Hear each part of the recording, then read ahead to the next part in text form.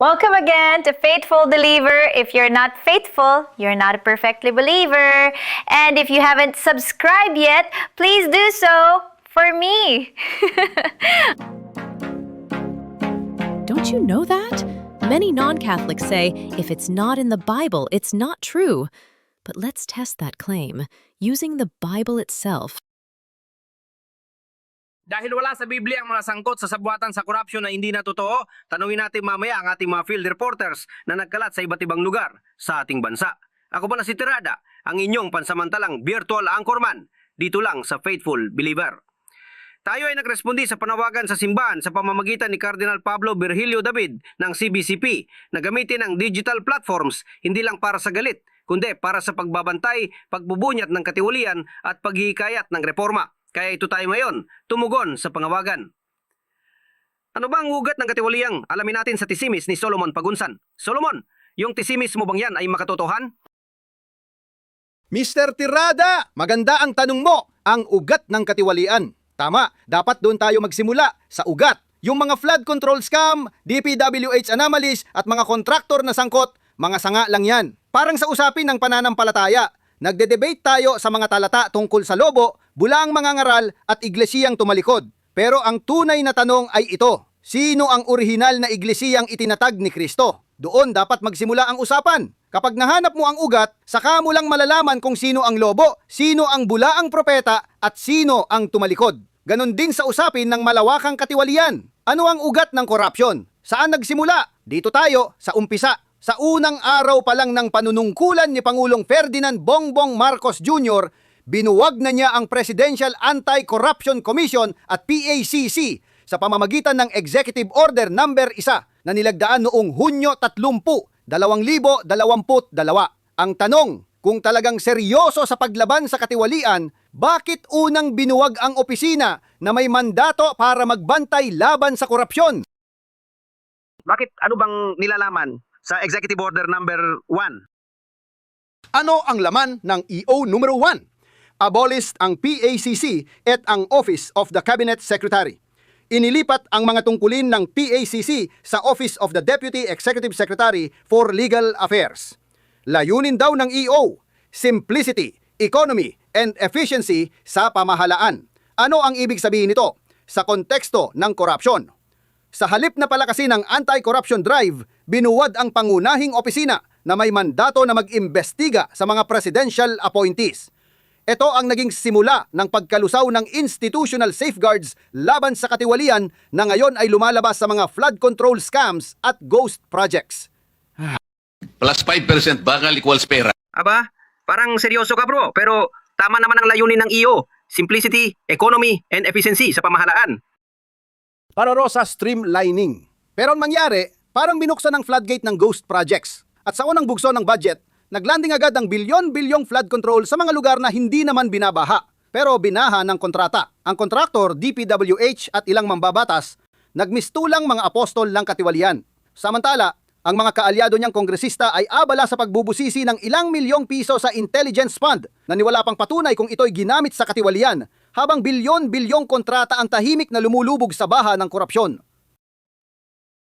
Inilabas na ng Pangulo mismo ang listahan niya ng 15 pinakamalalaking contractors daw na nakakuha ng pinakamaraming flood control projects.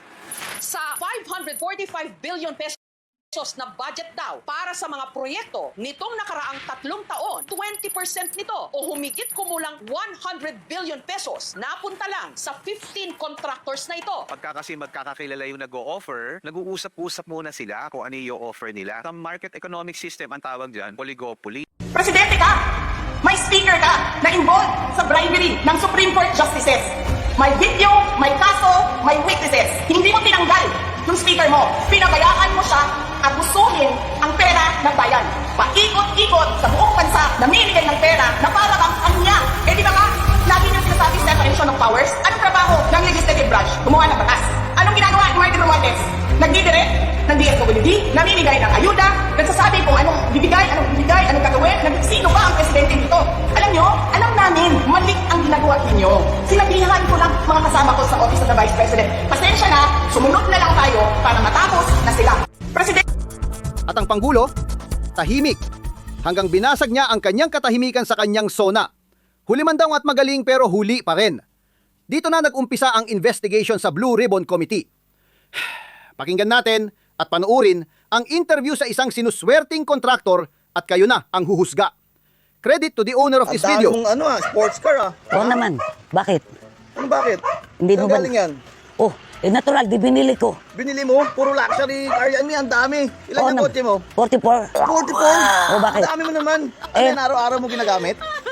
Yung iba, marami naman ako anak eh. Tingnan mo, nakita mo ba to? Ano yan? Helicopter. Helicopter ka mo, yaman mo, billionaires. Yes, gamit ko yan pag namamalengke lang. Namamalengke ka lang, Oo. gamit mo, Oo. social mo naman. Oh, alam mo ba, kagandahan dito sa mga kotse ko, may libreng payong. May libreng tayong? Oo. Ano tayong mo? Eto, meron akong Jojo Mendres. Ito to, black. Oh, Jojo Mendres. Jojo Mendres. At ito, BDO. Video. So pinili mo yung mga luxury car mo dahil lang sa payong. Oh naman, Magkano man bili mo dun sa sasakyan na may payong? mura lang 42 million lang. Lang? Lang mo lang 42 million? Mayaman ako eh. Grabe ka naman. Alam mo dati vlogger ako. Vlogger ka? Oh, ano ka na ngayon? Kontraktor na ako ngayon. Kontraktor ka na ngayon? Oo. Hindi binabasa sa inyo? Hindi. Bakit? Malapit na. Sisirain ko rin yung mga kalsada doon sa may lugar namin. Bakit mo sisirain? Iayos pa naman. Alam mo na, pambili ng kotse. Aray ko! Pambili ng mansyon. Aray ko! Oh, di ba? Ano pa? Saan ka pa? Eh di mag-contractor ka na lang kaysa mag-vlogger ka. Ang depende yan sa speaker kung korap o hindi. Pagka-korap ang speaker, ubos ang pera. For you to win a project, magbibid ka. Tatlo lang ang criteria eh. Hindi naman yung 9184 eh. Tatlo lang criteria eh. Hindi naman lowest bidder o kaya net financial. Hindi naman tinitingnan yung net financial contracting capacity or your paid up capital. Hindi naman yung tinitingnan. Anong tinitingnan? Alam mo kung ano tinitingnan? Unang criteria is sino ang makakapagbigay ng pinakamalaking porsyento. Komisyon. Komisyon. Oo. Tapos kung meron ng pareho, no? Sino ang pinakamabilis na magbigay na porsyento? Okay, advance. Pag meron na naman magkapareho, sino ang pinakamabilis na magbigay ng advance? Cash yun. And depende kung anong gusto mo, denomination. Pwedeng dollar to, ganun. Sabi nga nila, sir, hindi na po kami nagbibigay ng... Di ba dami-dami niya? Sabi ko, can you just imagine if you're giving billions? Oo. Sabi ko, how do you pack it? Sabi ko, sir, hindi na. Ngayon, sir, pinapakonvert na sa amin ng dollars, euros, yuan. Different currency na ngayon. Para mas maliit. Saan ginagawa sa black market? Because you can't do that within the banking system. Yeah, black market. Black market talaga. At nakakakuan din. Ano? Alam mo ba kung ano? Teka, parang... Oo nga, marami nga talaga yun. Salamat, Solomon. Mga kababayan, hindi lang po ito sismis. Ito po ay dokumentado, may video, may testimonya. At na yon, dumako tayo sa ating mga field reporters na nasa mismong lugar ng mga ghost projects. Field Reporter 1, Andres B. Paasok. Pinagpalit niya yung batas sa posisyon na salapi. Ngayon tanong ng Pilipino ay Pinas, anong nangyari? Pinas, anong nangyari sa iyo? Bakit ba ngayon tila parang ang gulo? Nandito po tayo sa Barangay ng Bulacan. Sabi ng mga residente, ang baha ay hanggang ulo. Pero ngayon, hanggang ulo pa rin kung yumuko ka ng kaunti dahil may elevation daw. Elevation ng budget, hindi ng kalsada. Ito, ang kagandahan sa lugar na ito dahil nakalibre ang mga bata na mag-swimming dito mismo sa kanilang kalye. Hanga talaga tayo sa ating mga kababayan, nakahanda talaga sila sa baha dahil binilhan pa nila ng salbabida. O di ba ang saya-saya? Blessing in disguise. Back to you, faithful believer. Mag-iingat ka dyan, Andres B, ha? Parang katunog mo si Andrew E. Walang ba mga buhaya dyan? Yung batas sa posisyon na salapi. Ngayon tanong ng Pilipino ay Pinas, anong nangyari? Pinas, anong nangyari sa iyo? Hindi lumulusang ang mga buhaya dito. Sa baha, mababasa sila. Doon lang sila sa mga party-party doon sa umuulan ng pera. Doon sa matatabunan sila ng pera. Pasasalitain natin si Mayor Magalong kung gaano karaming pera para malunod ang isang congressman. Mga kurakot pala. Billions. And they're stealing, some of them are stealing 1 billion a year, more than. And if you're stealing 1 billion a year, you're stealing 2.7 million a day. Wow. And alam mo ba yung dimension ng 1 billion? Kung at 1,000 pesos, that's 5 feet by 5 feet by 4 feet. Na pera. Yes, So parang ganito po, itong kinakaupuan natin ngayon. Ganyan karami po yung perang ninanakaw. Or than pa. Dati-rati akala nila kasi millions lang ang ninanakaw. No, it's not. It's in billions. Bilyones po. Dahil sa inflation rate, tumaas din po yung ninanakaw nila. Yeah. Sabi nga ng isang kaibigan ko, kaibigan ko lang, alam mo, kung minsan nahiya na ako, Mayor, sabi niya, yung mga kasamahan ko, hindi na gumagamit ng cash vault eh. Ginagamit na nila room vault. Kwarto na. Kwarto Kasi na. hindi mag-hasya. Ang gagawin nila, bibili sila ng mamahaling mga condominium unit. 2 to 3 to 4 bedrooms. Tapos yung isang bedroom, convert nila into a room vault. Kwarto na. Kwarto Kasi hindi na. mag-hasya. Batas sa posisyon na salapi ngayon tanong ng Pilipino ay Pinas, anong nangyari? Pinas, Alam nyo, nakakaawa sila. Sa kayon, nalantad na ang malaking kahihiyan sa kanilang pagkakao. Baka sabihin na nila sa sarili, sumpain nawa ang araw ng aking kapanganakan. Huwag nawang pagpalain ang araw na ako'y pinanganak ng aking ina. Jeremiah 20:14. Dumako naman tayo sa Negros. Field Reporter 2, Shem Black, pasok. Pilipino ay Pinas, anong nangyari? Pinas, anong nangyari sa iyo? Tama ka, Kuya Tirada. Sana'y mayroon silang kaalaman sa espiritual na pamumuhay. Napakinggan ko nga. Anhin mo naman ang yaman kung yun ang ikalalaglag ng iyong kaluluwa sa impyerno habang buhay ka roon. Posisyon na salapi ngayon tanong ng Pilipino ay Pinas, anong nangyari? Pinas, anong nangyari sa iyo? Balik sa aking ulat dito sa Negros, may tulay pero walang kalsada. Sabi ng contractor, faith-based daw ang project. Parang sinabi niyang faith alone. Umasa lang sa paniniwala, tatawid ka na sa paniniwala, at ang budget, tumawid na rin sa ibang account. At ang kalsadang ito, semento pa, walang sira, pero binabakbak na gamit ang jackhammer. Pagkatapos, tinapalan. Oh, tingnan mo. Sabi pa nga ng isang comment, talented daw ang gumawa dahil sa design. Polka dots. Wala tayong magawa.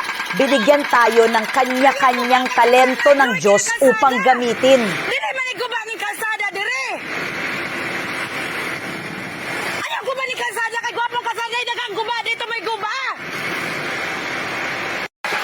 Aakyat lang ako sa inyo para Kuya Tirada, para maklaro ko dito sa itaas. Abog-abog na ng kalsada!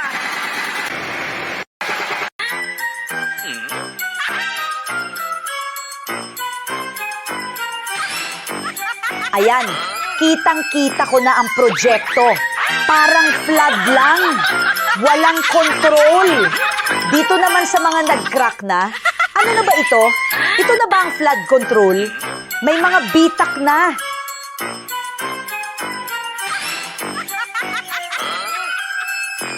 Sabi ng engineer, may dala raw silang packaging tape pang repair.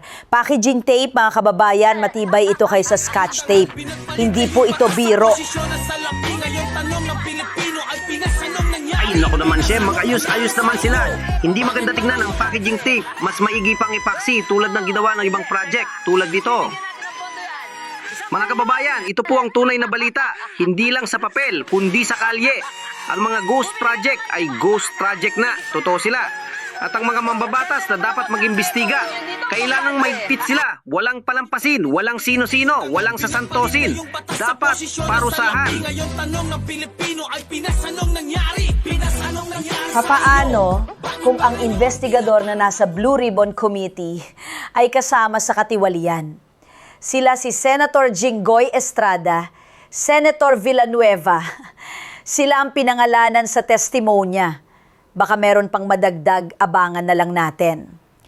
Parang lobo na nag-iimbestiga kung sino ang kumain ng tupa. Yung batas sa posisyon na salapi ngayon tanong ng Pilipino ay Pinas, anong nangyari? Pambihira naman to. Nakakawalang tiwala sa pamahalaan.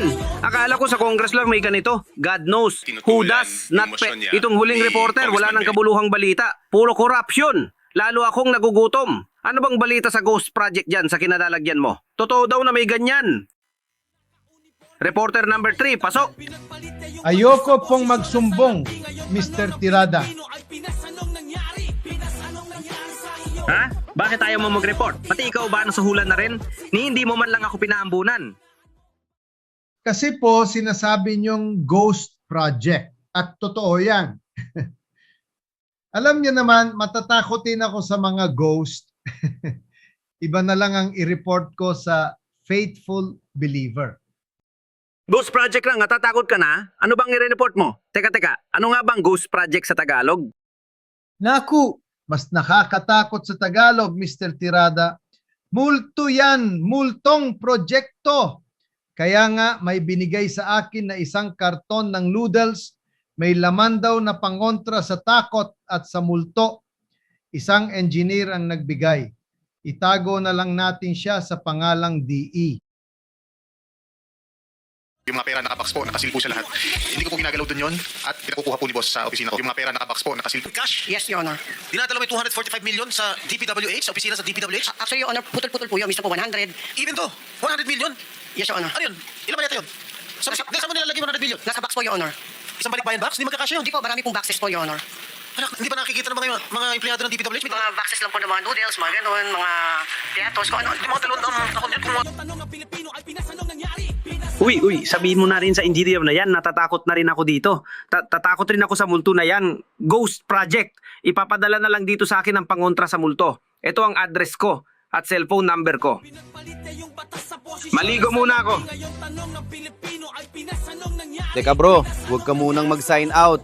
Magre-report muna ako. Or DPWH-12 kung saan road concreting ito na nangyari noong nakaraang taon dito sa Barangay Calpidong papunta sa Datal, Bukay sa Municipality of Glan dito sa Sarangani Province. Ulitin natin, proyekto ito ng DPWH-12 o Regional Office.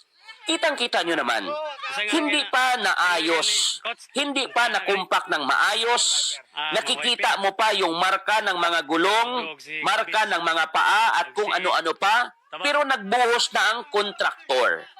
Nabulabog ito dahil ang mga tao sa lugar, nakita nila na hindi naman sila engineer, pero klarong-klaro naman kung gaano kapalpak ang trabaho. Resulta na nagporsige ang DPWH na ulitin ang proyekto dahil umabot na sa social media at saka sa media.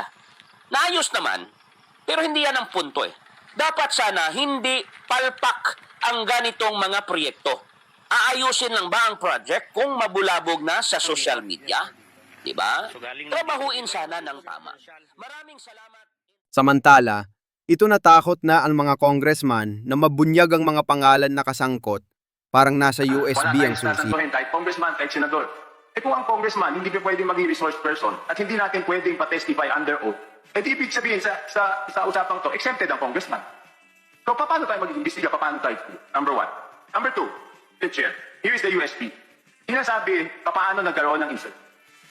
Under the name of Congressman Saldito, ang insertion sa FlyCam as proponent siya is 13,803,693,000. And we do not want to invite him as the resource person. Mr. Chair, sorry. Comsec, can you show this? Para lang sa Mr. Chair, with due courtesy. Wait, I have the floor. Yeah, I have the floor. I have the floor. No, Mr. I have the floor. Just to, on I have the floor. On the record, Mr. I have the floor. We did not refuse to. I have the floor. Motion to suspend. Ay nako, ano na bang nangyayari sa Pilipinas? Sa dami ng video na nakalap ng ating mga kasamahang vlogger, isang pattern ang lumilitaw. Ang mga syndicated corruption, mga overpriced project, ghost delivery, flood control na walang control, lahat yan ay mga sanga lang. Pero ang tanong, bakit paulit-ulit? Kasi kahit putulin mo ang sanga, sisibol pa rin. Bakit? Dahil may ugat. At ang ugat na yan, hindi basta-basta. Hindi siya nakikita sa headline. Hindi siya tinutukoy sa audit. Pero siya ang nagbibigay ng sustansya sa mga sanga. Walang dokumento na nagsasabing siya ang nagutos sa mga tiwaling proyekto o direktang nagpopundo sa mga ito. Ngunit sa political context, ang pagbuwag sa PACC at ang pagkakaugnay ng kanyang pinsan at kaibigan sa mga kontrobersyal na proyekto ay maaaring ituring na pahiwatig ng toleransya o kawalan ng aksyon. Hindi ko na kailangang sabihin kung sino, pero kung nasubaybayan mo ang kasaysayan, kung naramdaman mo ang bigat ng mga desisyong tila paulit-ulit, alam mo na, ang ugat ay hindi lang tao. Ito ay kultura ng kapangyarihan na walang pananagutan. At habang hindi natin hinuhukay ang ugat, ang sanga ay patuloy na sisibol. Bakit natin nasabi ito? Dahil naranasan natin ang pamamahala ng isang dating administrasyon na walang bahid ng korupsyon. At kung may lumitaw man, agad itong binabantayan ng PACC. Takot ang mga opisyal na manggurakot dahil ang Pangulo noon hindi kurakot. Mga kababayan, malinaw ang panawagan ng CBCP. Gamitin ang digital platforms. Hindi lang para sa galit, kundi para sa pagbabantay, pagbubunyag at paghihikayat ng reforma. Kaya dito sa Faithful Believer, hindi lang kami nag-uulat, kami naglalantad. Hindi lang kami nagbabalita, kami nagpapaliwanag. At hindi lang kami tumatawa, kami nagpapakatao. Sa episode na ito, hindi natin pinutol ang ugat. Pinag-aralan natin ito. At ngayon, may mungkahi kami. Kung ang ugat ay hindi pwedeng putulin, lagyan natin ng pataba ang kapaligiran nito. Ibalik ang Presidential Anti-Corruption Commission or PACC, pero hindi basta-basta. Ilagay sa pamumuno ang taong may track record ng righteousness. Alisin ang mga nakapaligid na kilala sa pagkakorrupt, kahit pa sila'y pinsan. Dahil ang tunay na reforma, hindi sentimental. Ito'y prinsipyo. Pwede kayong magdagdag sa comment section para maparating sa mga Filipino at sana makarating sa kinaukulan. May part 2 pa ito, baka separation of church and state ang susunod. Kung ito ba'y absolute o may moral obligation ang simbahan sa kaluluwa ng bayan. Dahil kung ang proyekto ay para sa tao, dapat may basbas ng katotohanan. At kung ang pari ay takot magsinunghaling, mas takot ang demonyo sa pare na nasa estado ng grasya. Baka maisama na natin ang inyong mga mungkahi. Salamat sa panonood. Please share.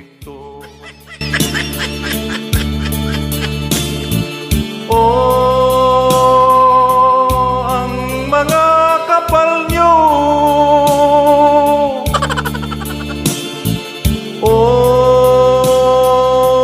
Flood control negosyo, mayroong pira dito na walang proyekto. Ang buwis ko ay nasa